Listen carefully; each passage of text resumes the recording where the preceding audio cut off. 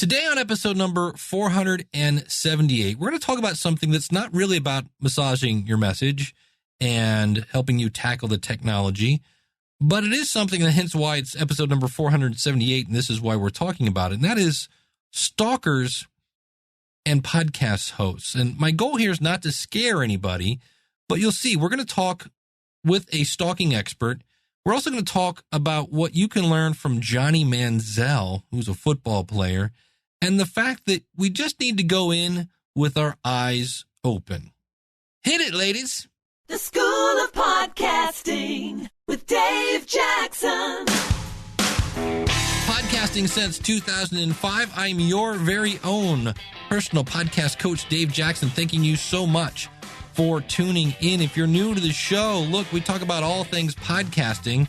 I help you massage your message. I help you tackle the technology, and I help you flatten the learning curve and get you on the road to pain-free podcasting. Our website is schoolofpodcasting.com. I'm so happy that you're here. And I got to tell you, next weekend, I'm going to be in New Jersey at Podcast Mid-Atlantic. Check it out, podcastmidatlantic.com. This is the first ever podcast conference, and I'm going to be the closing keynote. And can I let you in on a little secret? I know I'm going to be fine. I got my presentation done last night. I'm a little nervous.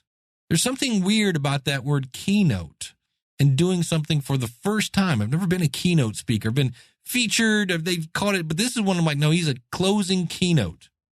And that's going to be cool. I'm really looking forward to it. If you're anywhere in the New Jersey vicinity next weekend, check out podcastmidatlantic.com. A lot of things going on in September. There's the New Media Europe is going on. You can find that at newmediaeurope.com. That's September 12th and the 13th. And of course, September 30th is International Podcasting Day. I got my t-shirt this weekend. I was really, really excited about that. And this is just a way to start the conversation with your friends, with your family about podcasting. And I know some people are coming up with different things to do with podcasting and on their podcast, just a way to kind of celebrate our birthday in terms of podcasting. So check that out, internationalpodcastingday.com. Yeah. So today I want to talk about stalkers. And to do this, we're going to talk in generalities today. The whole men are from Mars, women are from Venus kind of thing. And you know what? Not all men are from Mars and not all women are from Venus. So yeah, that means some of the things we're going to say, you're going to go, hey, that's not me. And I'm going to like, yeah, you know what? It's not you. You're probably not the norm. But it's something I want to talk about. Why? Because there are these things that keep floating into podcasting that weren't there in 2005, and they're called women. Hallelujah. Yes, yay, women. And when I was growing up, my sister is one of the most trusting people on the planet. And she has, here's the fun thing. We don't know what the deal is with my sister. I'm starting to think she has Asperger's, but there's something there that's not 100% the way it should be. And she is a trusting soul. I'll give you an example, my sister, and I think this is adorable. My sister will not eat devil's food cake because it has the word devil in it. Yeah, who knows? It's my sister. I love my sister, but so she's a very trusting person, and she takes the bus everywhere, and she unfortunately gave too much information to a guy on the bus who then started calling her all the time, John Wesley, and not that John Wesley, the creepy guy. Yeah, and I remember that guy because he was creepy, and we did all sorts of stuff. He would call up, and she had a whistle and would just blow into the phone to blow out his ear. And we could not deter this guy. So we actually had to go through and document when he called and get the phone company involved. And eventually we got him to back off, but he was a little creepy. And so there are people like that, just need a little bit of information. And that was before the internet. So again, creepy. But if I could talk to the guys for a second, I'm going to tell you a story about how I crossed the line. And that's the point. There is no one size fits all for the line that you cross. I've worked with some women that will say things that'll make the most rude and like double entendre stuff that I'm like, wow, that's somebody didn't go to the sexual harassment class and they're just spewing this stuff. And I'm like, woofa. And then there are other women that can be they can be offended very easily. And let me give an example of that. I was working for a company, first day of work, Dave's kind of nervous, meeting all these new people, fear of the unknown. And my boss walks me over and says, hey, Dave, I'd like you to meet Angie Salisbury. And me being first day, hi, I don't know. Okay. I'm like, Angie, so great to meet you. I love your steaks. Get it? Because her last name was Salisbury. That means Salisbury steaks. See, get it? And my boss giggled. He thought it was kind of funny. And, I went on to meet another 400 people that whose names I would never remember. And so the next day, I thought my boss was making it up. But I had to go to Angie and apologize. And I'm like, for what? And I'm like, she was really offended, that remark you made about her name. Now, my last name begins with the word Jack. Now, there's all sorts of donkey references. There is the opposite of on, all sorts of things. Action Jackson, Michael Jackson, Apple Jacks. My name has been butchered. So for me to go Salisbury, love your steaks, not just because she's different than me doesn't mean it's wrong. It's not wrong. It's just different. So, gentlemen, realize that there is a line to be crossed, and it may be completely different than yours. Right? You're thinking, I'm just kidding around. I'm just joking. She knows it's a joke. No, she may not know it's a joke. And it's not funny. And if you have someone that you're just joking around with, and they politely, and you'll hear here in a second, unfortunately, politely say, you just bring it down just a little bit. Yeah, what they're really saying is knock it off completely. And so with this in mind, I think it is something we need to think about. And my goal here is not to make you afraid to start a podcast. But I think in general, we share so much on social media now that maybe we ought to think just a little harder on what we do and do not share, especially for females getting into podcasting. I think it's fine. There have been people that have been podcasting a long time. When I was at the New Media Expo, myself and Eric K. Johnson, the podcast talent coach, we were talking to two ladies who it just so happened were young and attractive. I don't forget their names, but they were saying, should they use their real names? And they were doing a show about relationships and the old in, out. And we said, yeah, because guys are creepy. They're going to see your picture. You're talking about the old in, out.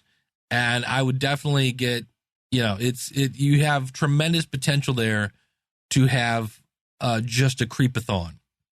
And so hopefully they took our advice, but it's not a one size fits all, but there are some things you could think about. And that's why I brought in Dr. Steve Albrecht here to talk about Stalkers. Well, joining me via Skype is Dr. Steve Albrecht.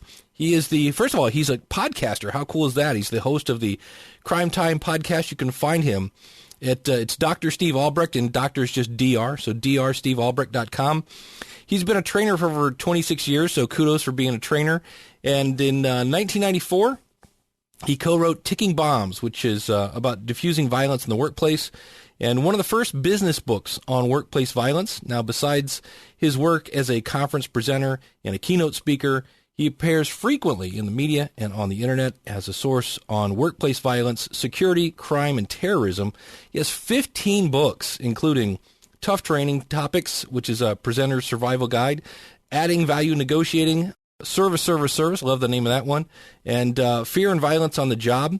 Now, in 1999, you retired from the San Diego Police Department, where you'd worked there since 1984, both as a full-time officer and later as a reserve sergeant. You spent 6 years in the domestic violence unit. That's kind of one of the things when I talked about, when I kind of sent out the word, I'm like, hey, I need a stalking expert. And I saw that, and the fact that you'd handled over 1,500 cases, I was like, all right, this is the guy we got to talk to. So welcome, Dr. Steve Albrecht. Thanks for coming on the show, buddy. Dave, good to be with you. Thanks. I'm happy to talk about this topic. Yeah, because the fun part is one of the goals of a podcast, whether it's a business or a hobby or whatever it is, people always say, well, tell stories about yourself and share a little bit about yourself. So I thought, you know what, there might be some things that we need somebody with your expertise that has seen things that probably make you scratch your head. And I know one of your books is about library security and all the interesting people that hang out in libraries. And I just thought maybe we should talk about what is the balance?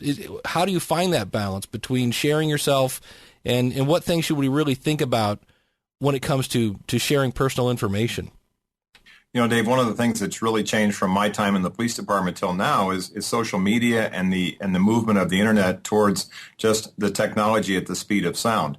So, I mean, cell phones existed back in the old days. I had a flip phone, probably so did you. But now you have so much control, so much power in your phone that you're on Skype and you're on Twitter and you're on Facebook and you're on Tinder and you're on every other thing in the galaxy that people like to go to, especially people under 30, under 25 are really connected. That didn't exist so much in the old days. Well, the pro and the con of that is just as much technology that is supportive of us can also lead to people getting after you or coming after you that didn't have that knowledge before, and now they do. If I put your name into a search engine, certain types, in about 15 minutes, I can have a lot of information. Even if you want to be a very private person, it's difficult.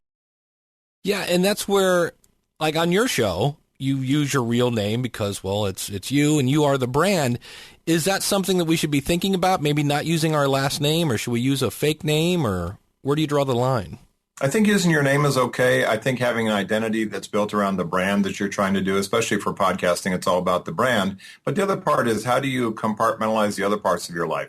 Do you have a P.O. box? Do you have a UPS type of a mailbox where mail doesn't come to your house? Do you compartmentalize your life so that you're not constantly telling everybody on social media where you're eating, where you're going to the movies, where you're going here, when you're going on vacation? I find those people kind of puzzling because they at one point talk about how they feel invaded if people come after them, but yet again, they spend so much time giving out information. So what's the balance between enough to build your brand, but also enough to have a personal life behind the scenes as well? Well, when you have somebody that has somebody that's kind of crossed the line, what are some of the things that we should be thinking about? You kind of mentioned some already. Is there like something you go, oh man, it just the common things that people do that they just don't think about? The biggest issue for women is that they're usually too polite. And so for guys, it's not really the same. When a guy's messaging me, they say, leave me alone, and that's sometimes enough. But sometimes women give mixed messages to these guys, especially who guys have kind of an obsessional personality. They feel like, oh, this person's the girl for me, and she just doesn't know it yet. I need to double down on the number of texts and phone calls and voicemails and letters and all that type of stuff, emails. So what they say sometimes is, I'm not really interested in a relationship with you right now. And what the guy hears is right now means maybe in 2 months she will, so I need to keep trying harder. So boundaries are really important. And if you have a kind of a professional face, how do you create the right kind of boundaries? One way to create a boundaries is no means no. And so if I have, if you're an attractive woman and I'm interested and I have to call you 25 times to get you to go to coffee with me because you go to coffee just to get me to stop calling, then the magic number is 25. If I want to get you to go out on a date with me, maybe I need to call you 100 times. So the idea that these guys don't really see that number as being anything that's finite, they just say, I'll keep calling till you give in and finally go out with me. That's a problem. So you have to say, no, thank you. Don't call me again. No contact with me whatsoever. And stop sort of sending mixed messages to these people that sometimes they think, well, I just need to try harder. Yeah, and I guess the problem is we're worried about hurting their feelings. Like, I don't want to be mean, but on the other hand, it's like you said, with an obsessive point of view, if you don't kind of drop the hammer, it sounds like they're just going to keep coming. If you look at stalking perpetrators as a type of a behavior, it is really obsessional behavior. And so these people have an audience of one or two or three or four that they're really, really interested in. You know, we used to laugh in the old days. These were the same people that send wedding gifts to soap opera stars on TV because they think they got married. So the idea that they have really poor boundaries, and they've had poor boundaries a lot in their life, and so they just see you as sort of an obstacle to overcome. And you know, mom and dad told you, keep trying, son. Don't give up. You know, have some perseverance. And they just switch that over, not from getting a good job or having a nice career, but to getting into somebody's life. So it's difficult to say, how do I have a public face? I want to market myself, brand myself, create an identity that people recognize me, but also how do I have a private life as well? And we can talk about some of the strategies for that. What would be a sign? How do I know that they've gone from being a fan of my show to, okay, maybe I have a problem here? Are there any signs we should be looking for? Yeah, intuition's a big driver for this. One of my favorite movies of all time is the movie Swingers. And in that movie, Jon Favreau, he meets a girl at a bar and he calls her at 2:03 in the morning, and then at 2:07 in the morning, and then 2:12 in the morning, and he keeps calling her back and running out of the voice answering machine because he keeps wanting to say what he wants to say. So if you think intuitively, wow, this person just met me, and now they're sending me 25 emails, now they're sending me a couple of texts, they figured out how to get my personal telephone number, they've used some good social engineering to figure out ways to contact me, and they just start this obsessive pattern of contacting, that's a huge warning sign. Most people, if they're interested in you, they'll send you a polite hello, a polite text, a polite tweet, whatever it happens to mean, make contact. If you're interested, you'll reciprocate. If not, you won't. But they don't keep stepping on the gas pedal and really doubling down by 10, 20, 30, 50 times. And that's when the red flag goes up. Yeah, it's a huge warning sign.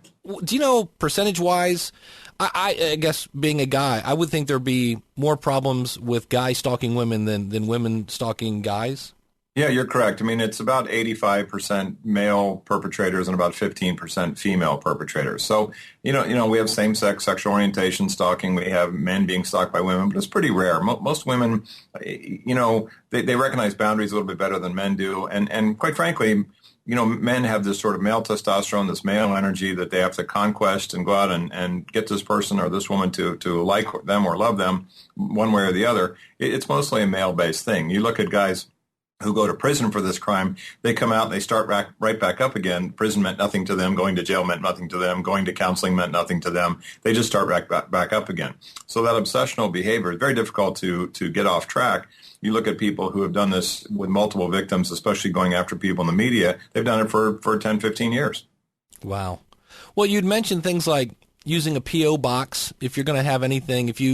Number one, I guess you should ask yourself, do I need to have a physical location? I know if you're going to have an email list, I think by law you have to list some sort of address, so that's where you might do something like a P.O. box. What are some other strategies?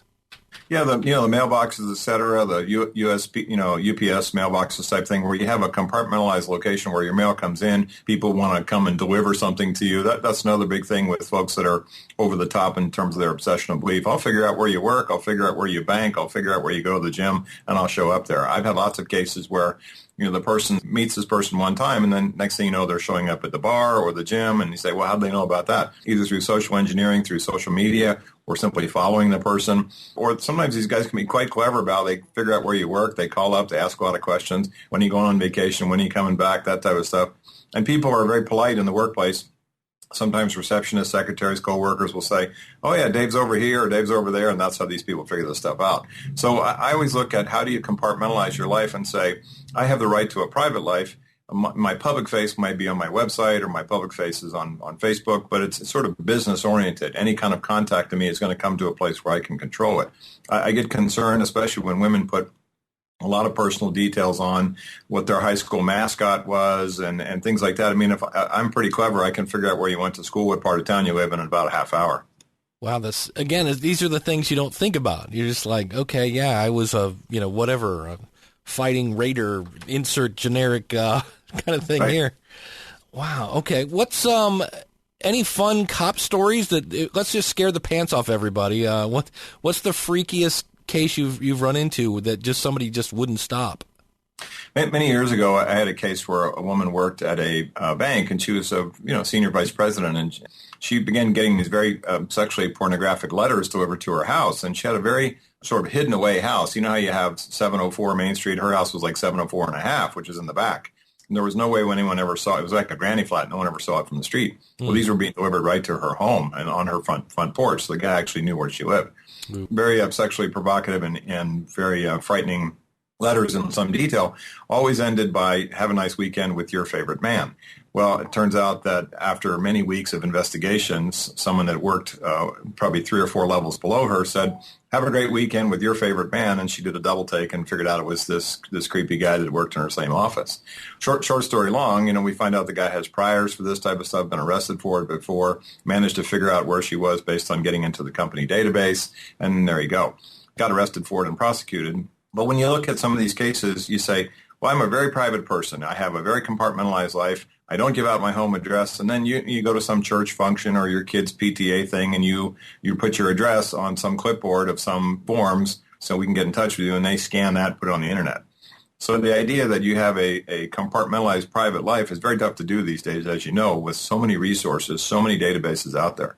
I mean, if I have your cell phone number, if I have what part of the country you live in, if I have your middle initial, I mean, there's a lot of information. And one of the cases that we looked at that really started the stalking law revolution happened back in 1985. There was an actress named Rebecca Schaefer. She was on a TV show called My Sister Sam. She was killed by a guy named Robert John Bardo, paid a PI, a private investigator in Arizona, to get her driver's license information in California. He showed up at her house. He shot and killed her on her front steps. She was about 20 years old, 21 years old. So that happened in 85, and right after that in 1990, California created the first stalking law. So we have the first because we have the most oddballs in California, of course. We have the first stalking law, which started in 1990. Every state in the United States has made stalking a felony, and that's a pretty monumental move where you say, in this country, that crime is so well known to everybody, it's a felony in all 50 states. Why that's important is sometimes, and I go back to women sometimes being too polite, they talk themselves out of their feelings. This guy's bothering me. He's calling me constantly. He's trying to figure out ways to show up. He's sending things to my parents or my friends, that type of thing. That's actually a crime if you're in fear for your life. And what they do sometimes is minimize the behavior and say, well, it's really not that big of a deal. And actually it is kind of a big deal. And they need to tell somebody. So I have somebody now. I'm a female. There's a guy just, he's sending me messages on Facebook. He's tweeting me, whatever it's doing. And I've gone through and I buckled down and I said, look, don't contact me anymore, this and that, but they just won't stop. What's the next step? Well, one good thing about the social media that you mentioned is they are getting better now. And I think Facebook and Twitter and those folks have evolved to say, if you want to block people so they no longer can make contact with you, you can do that. And I highly encourage people to do that. There's a sense that, if somehow I don't keep engaging with this person, I'm going to make them even madder. Well, my philosophy is you must cut off all contact, and no means no. If you send any kind of mixed messages, especially as a woman, then they just step on the gas pedal even harder. So those social media sites can certainly help to block out a lot of those types of contacts where this person is not getting that feedback that they want. When they're not getting the feedback, they're not getting the response that they want, they're not thinking that they're moving the ball forward with you, they oftentimes switch over to somebody else. But if that's not happening and they get even more invasive, you need to tell people in your life, family, friends. It's funny, you and I would think that if some woman said, leave me alone or I'm going to sick my boyfriend or my husband who plays linebacker for the Bears, I'm going to sick him on you and you'll be in trouble. That doesn't stop those guys. They just think, well, I'll beat up the husband or shoot him or wait him out or, hit him with my car. That doesn't stop them. You have to eliminate all contact with these guys and say, that's it, no more discussion, I'm not going to engage with you, and then get them to go away by attrition. Wow, yeah, my wife has a guy that shows up about every 3 years and just calls her. It was an old friend, but he's always kind of a little over the line and wants to make sure she's still married. And I'm like, nice. you don't need to take that call. And she's like, well, nice. He calls once every 3. I'm like, yeah, don't take that call. That's why he keeps calling. So you and her both together, intuitive people would say that's not right. I mean, it just doesn't pass the intuition test. You said that guy doesn't do that on a reasonable basis. That's creepy and a little bit intrusive. And so when you think about that behavior, there's a goal for that. There's a reason behind that. Like he says, he's waiting for you to get hit by a bus or drop over dead. And those types of folks can just continue on forever. One of the things law enforcement is much better at these days is identifying those folks, coming after them early and saying, okay, put you on notice. We're going to put you in the system here. We're going to run your background for guns or mental health or drug or alcohol history or whatever. We'll put you on notice not to contact this person again. Sometimes for those who are at the earliest levels, that can really drive that person away. For some of the other ones, it doesn't do anything, and they just get even more extreme. Is there a line that needs to be crossed before I can get the police involved? If you look at stalking as a all 50 states type of thing, the elements are pretty much the same. I have to be afraid of this person physically. If they're just an irritant, it may not be stalking. If the guy's just a jerk, it may not be stalking. But I'm afraid of this person physically, and the behavior is a pattern of harassment over a span of time. Even one day, calls me at 8 o'clock in the morning, calls me at noon, calls me at 5 o'clock. That could be defined as a pattern of behavior over a span of time. I did a case once where a guy racked a shotgun into the telephone, and the judge said, that worked for me. I mean, the victim was fearful the guy was going to drive over and harm her. So when you look at the all 50 states, you don't have to have a dead body in the alley in order to call the cops. The thing the police really look for, especially with prosecutors and trying to prosecute these cases, and you can imagine what the defense attorney saying, my client's a very nice guy, he's a religious man, he's very interested in this person, he's very harmless, and you could never hurt a fly, et cetera, is sometimes the victim needs to keep a log. So the log will be, here's a collection of the texts, the tweets, the emails, here's a collection of the phone calls at all hours, here's the voicemails. I tell people, if you're getting odd text, do a screen save of those, capture that photo, print it out, and add it to your collection. If you can show the police, especially when they show the prosecutors, a collection of this behavior, you go, this is not just a one-time thing, this is an all-the-time thing. It really strengthens the case. Yeah, and if you're unaware on an iPhone, if you hold down the home button and press the on-off switch, it'll take a screenshot of your iPhone. So that's an easy way. And from there, it puts it in your photos, and you can email it to yourself or, do whatever you want to keep that. And, of course, obviously on a normal computer, there's all sorts of ways to take a screenshot and document. Exactly. And the other reason we're telling your friends and family is just for safety is say, Mom, this guy keeps calling me and I don't know what's going on here, but I want to have a note out to you and to some other people in my life to pay attention to this type of situation because, sometimes people say, well, it's not that big of a deal until the guy shows up. Well, it can be quite psychologically terrifying, and these cases can happen over email, over voicemail, over the technology we have, not necessarily face-to-face. You can still be quite afraid of being harmed even if you never see this person. But I find the behavior really interesting because it's happened in our society for thousands of years. This men pursue women, and a lot of the movies that we like are all about this pursuit. Guy gets girl, guy loses girl, guy gets girl back again. A lot of the songs in popular culture are really about this kind of subject, and then we're surprised that it's so common in the culture. If you talk to most women, I would say about 50% of them can tell you a story of a creepy guy that just wouldn't let them alone from about age 14 into adulthood. Wow. Guys are just creepy, I guess, in general. Sometimes they can be, yes, sir. Well, I definitely think you've given us some great insights, and I think we understand. To me, I think the big thing that I think people need to hear, especially females, is now is not the time to be polite. You don't have to be nasty and mean, but like you just said, say, this is inappropriate, don't contact me anymore. Just draw the line and make it completely, no questions, not so much no questions, but just don't leave any room for them to go, so I got a shot. There's a great scene in Dumb and Dumber. I want to ask you a question straight out, flat out, and I want you to give me the honest answer. What do you think the chances are of a guy like you and a girl like me ending up together? Well, Lloyd, that's difficult to say, and we really don't... Hit me with it. Just give it to me straight. I came a long way just to see you married. Just least you can do is level with me. What are my chances? Not good.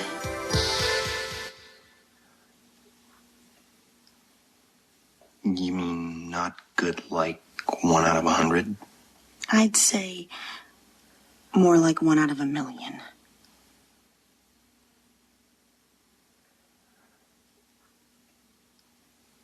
So you're telling me there's a chance? Yeah! Exactly. Classic. We use that as a training video, actually. I mean, that sense, he has no, there's a couple things he says which are interesting in that scene. He said, I came a long way just to see you, as if that were her fault, as if that were her on her volition, right? The least you can do is level with me, as if she owes him some kind of explanation. That's the way these guys tend to think. One more thing, Dave, is the idea of the restraining order. And we see this a lot. Get a restraining order, get a civil stay-away order. In my experience, those things make things instantly worse in some situations and do no value at all in others, and then sometimes can be very useful. The guiding point for me is If the guy in question or the woman receives the restraining order, is relatively sane and a good rule follower, then they'll typically follow the restraining order. They won't bother the person. If they're not a good rule follower, as a lot of these guys tend not to be, then they won't follow and it's a waste of time. The other issue is sometimes the victim doesn't call the police enough. You know, the guy called me 10 times, showed up twice, and then finally came into the building. That's when I called the police. Well, you should have called the cops when he called the first time. That's a big issue, is actually enforcing the restraining order. Yeah, don't wait. You know, that's it's like you say, you never know how far they're going to go, and I would think if, again, it comes back to being polite. And when you've identified somebody that, wow, this is somebody that's crossed the line, and I think maybe that's part of it. I think different women draw the line at different places. And so it's like you said, they're kind of like, well, maybe he's not that harmless. We'll wait and see. And it's like, no, if he's made you uncomfortable, if you're starting to worry about it, you know, it's time to take action and not. Are there any stats on like how many stalkers, like what kind of size problem is this across the country? Yeah, if you divide it really into three categories, the biggest category of stalker tends to be a previous relationship that went south. So, you know, man and woman are dating, or same-sex sexual relationship or dating, or they're boyfriend, girlfriend, husband, and wife, they break up. Then it's the one party, their attempt to get back at them, to get them back into the relationship. Those are usually the most violent and the most volatile. The targets tend to be their pets. The targets tend to be the house, the car, damage to the person's property. Those are the most common and the most volatile. What we typically see, and what we've been talking about, you and I, is those types of, you know, didn't we go to different high schools together kind of a guy, where there's no previous relationship and this person wants to create one. That's kind of the Dumb and Dumber kind of guy. There was no relationship and this person wants to create one. Those guys tend to be less volatile and less violent, but they can also be quite problematic because they don't ever stop. And then the third category is sort of interesting, is what the psychologists call erotomaniacs. And erotomaniacs are typically females. They fall in love with somebody who is important. It could be a teacher, or it could be a podcaster, it could be somebody on TV, it could be somebody on the radio, and they think, I am Mrs. So-and-so. So the woman that thought she was Mrs. David Letterman, the woman that thought she was Mrs. Brad Pitt. A lot of women think that they want to be Mrs. Brad Pitt. But those are that kind of obsessional belief. They actually believe that they're connected to this person as husband and wife. A baseball player he was a Korean player, had a woman show up and tell the team, hey, I'm Mrs. So-and-so, and they put her up in a nice hotel while the team was out on the road. She ran up a big room service bill. A player comes back and says, hey, you know, your wife's been here for about 10 days running up a big bill. And he says, I'm not married. This woman came all the way out from Korea to say, I'm Mrs. So-and-so, and the team believed her. So that stuff happens, and that kind of erotomaniac, that same obsessional behavior is oftentimes with women. Interesting, because that is one of the things that when you go someplace where you're going to meet your listeners, which to me I love, and one of the things you'll hear is, I feel like I know you, because you have shared and you know, you're in their ears every week. And so it's a slippery little slope there to know when they go, oh, I feel like I know you, and then there's the I feel like I know you kind of situation. I mean, look at a guy like Mark Maron, who has that happen to him every single week. I mean, there are people that hang on his every word, and they show up and try to figure out where he lives, because he talks about what neighborhood he lives in, and there are people driving by his house, and it may be quite odd after a while to go, geez, who's parked in my driveway at 3 o'clock in the morning with the engine running? He has had a guy. I remember I listened to his show once, and he had a guy just show up on his doorstep and was kind of like, hey, I'm here. You know, well, you do the podcast for me, and I just want to let you know I'm a big fan. And it was like, that had to be kind of freaky, because, yeah, he doesn't, you know, he's in California somewhere, but wow, awesome. Well, the other thing I want to talk about, just to give you a chance to plug, tell us a little bit about your podcast. Yeah, I do a show called Crime Time. We really start talking about just all things cops and crooks and the criminal justice system. And, you know, if you look at the news these days, a lot of things are about police and this shift away from, you know, the cops were kind of our protectors, and now they're sort of in this warrior mode. And then we've got a big issue about police use of force and all this. So I started doing a lot of conversations about just various things about safety. What do you need to think about when you go to the mall? What do you need to think about when you go to a casino? We interviewed a guy who's a casino security guy about keeping yourself safe at a casino. A lot of stuff related to keeping you safe with your kids going to school, and school violence and workplace violence and bullying and things like that. So my partner's a ex-cop from Hartford, Connecticut. He's a TV guy out in San Diego, so we have a good rapport. We talk about all kinds of stuff. We do our stupid crook of the week, which is always some idiot that got arrested for some really dumb reason.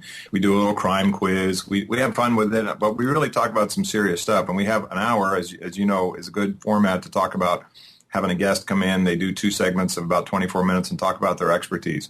We had a Postal Service guy talk about, scams against the elderly. We had a DEA guy talk about the war on drugs, a CIA guy talk about terrorism. So it's related to safety or security or cops or criminal justice system. We like to talk about it.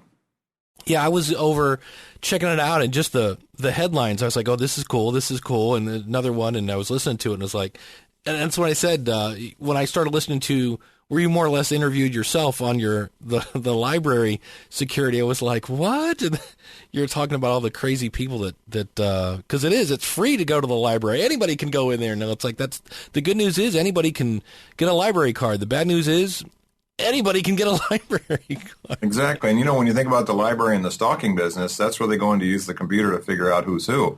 I talk to the employees and they say, can we take our name tags, our last name off our name tags, because these guys become enraptured with us. They look up our name on the internet, on Google, and they find out all kinds of stuff.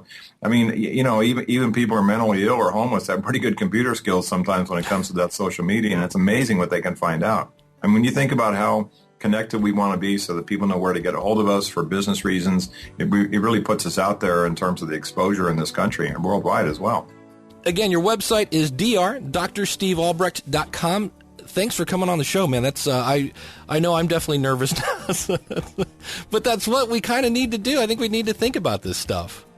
Yeah, it's all about boundaries. I mean, if you have good boundaries with the people who come in contact with you, good boundaries with your listeners and fans, then you're going to be fine. It's just the ones that sometimes they need the brake instead of the gas pedal. Absolutely. Thank you very much, my friend. Dave, thanks, Odd. Take care and good luck with the show.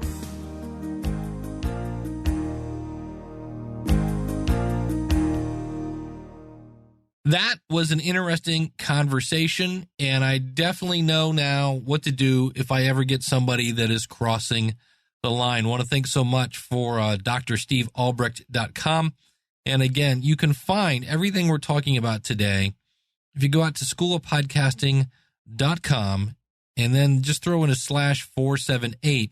That'll take everything there, including a link to Dr. Steve's website, which again is just Dr. Steve Albrecht, and Albrecht is ALBRECT.com. And I want to introduce a new segment. It's going to be brief, but I've had people that keep joining the School of Podcasting going, wow, this is cool. I never knew this kind of stuff was here. Dave, you got to start talking about this stuff. So I'll give you an example of one. I have a large amount of information on planning your podcast. I always say my goal is to get you on the road to pain-free podcasting. And I have a worksheet that you go through that I took the idea from Ray Edwards. I took a course of his called Rapid Writing Method, and he has an exercise you go through about how to pick your topic for your book. And I took it and I tweaked it and made it how to find the right topic for your podcast. And so you basically go through, you identify the things that you like to talk about, you identify the things you don't like to talk about, you identify things that other people say you're good at.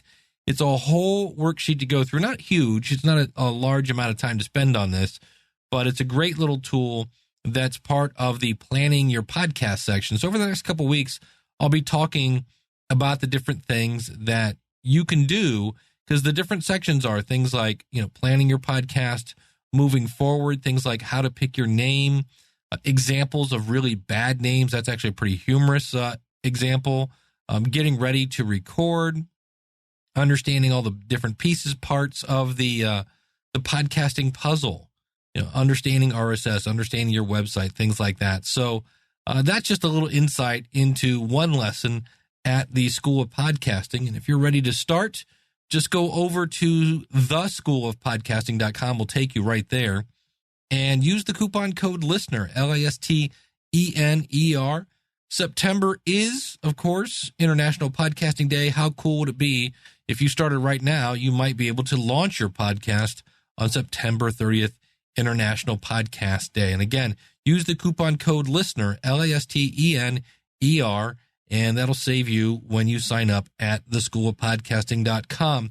And I'll be honest with you, I was going to add a little more content here. We're at about 40 minutes, but due to the kind of serious nature of today's show, next week we will talk about some legal royalty-free music that you can use in your podcast. I actually reviewed a website, and I'll play that in next week's episode just didn't fit in with today's kind of show. So thanks so much for tuning in. Enjoy your holiday here in the U.S. This Monday. And until next week, thanks so much for tuning in. Class is dismissed. Take care and God bless. If you like what you hear, then go tell somebody. If you like what you hear, then go tell somebody. Hey, I do want to make a special announcement here for anyone that listens to this show that attends the Ask the Podcast Coach show on Saturday mornings. We are not doing a show this Saturday. Both Jim and I will be out. That is September 12th. I will be, of course, doing the keynote at Podcast Mid-Atlantic, and Jim has a something that he can't get out of. And rather than try to hand it off to somebody else, we are just not doing a show this Saturday. So we'll see you next Saturday after that, and I'm sure I'll be talking about Podcast Mid-Atlantic. So thanks so much to the regular listeners of the Ask the Podcast Coach show.